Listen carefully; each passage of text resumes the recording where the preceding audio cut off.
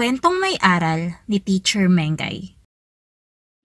Si Dante at ang mga daga, isinulat ni Binibining Silver May Mugar. Masaya at simple lang ang pamumuhay ng pamilya de la Cruz.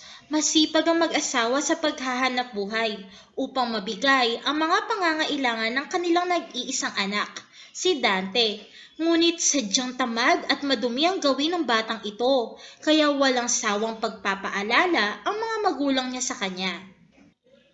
Inay, itay, bakasyon na po namin.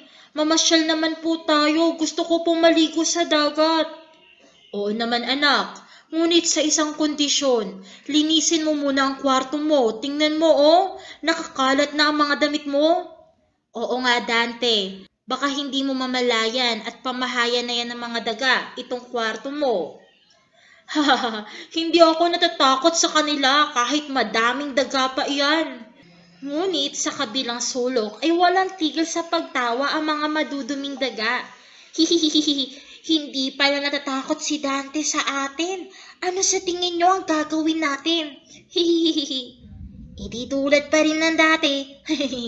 Ngat-ngatin natin ang kanyang mga damit. Total hindi naman siya naglilinis. Oo, tama. Maghabulan tayo dito. Marami ding pagkain na nakakalat. Hahaha. Himbing na himbing si Dante sa kanyang pagtulog.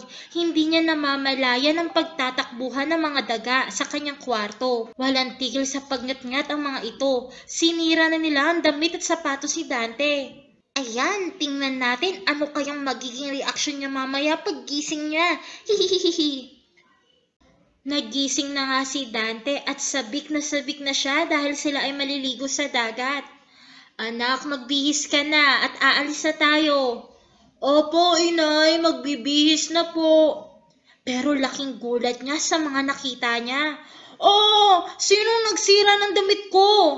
Anong nangyari, Dante? Totoy, butas-butas na po ang damit ko. Pati yung sapatos ko sira na rin. Diba sabi ko sa'yo anak, iligpit mo ang mga gamit mo. Ayan, nginat-ngat na ng daga. Di ka kasi nakikinig sa akin. O siya, ito na lang ang suotin mo.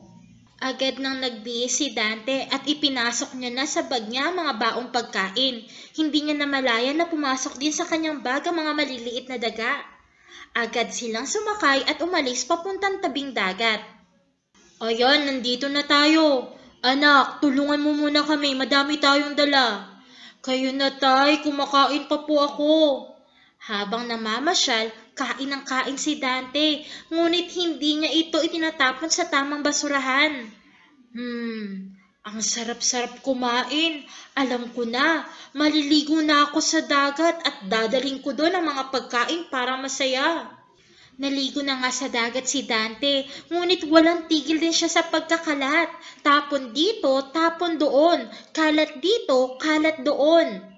Kain siya ng kain at ang mga balat ng kanyang pinagkainan ay tinatapon niya lang sa dagat. Alam ko na mga kasamahan, maligo din tayo sa dagat.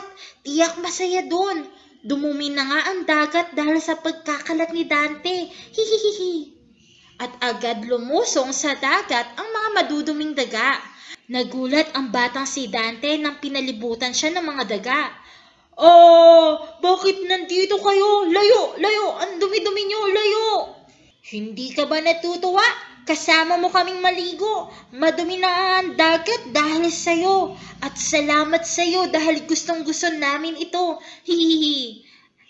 At dahil din sa pagiging makalat, maaari ka rin magkasakit. Kaya sige, ipagpatuloy mo pa. Hahaha. Hindi yan totoo. Ano ba to? Bakit ako nangangati? Aray. At bakit ang itim-itim na ng tubig? Ang baho-baho ba? Ayoko na dito. Nay, tay, tulong po. Di ako makaalis. Ayoko na dito. Hindi na ako uulit. Ayoko na. Hindi na po ako magkakalat. Pakiusap, tulungan niyo ko. Maya-maya ay agad siyang bumalik sa kanyang katinuan. Kinalabit siya ng kanyang itay. Anak, nakatulog ka na dyan sa salbabida mo. Tulungan mo po ako, itay. Ang dami pong daga. Wala naman anak nasobrahan ka na ata sa pinapanood mo. Walang daga dito sa dagat. Mga basura meron, ayan, tingnan mo, ang dami mong kinalat.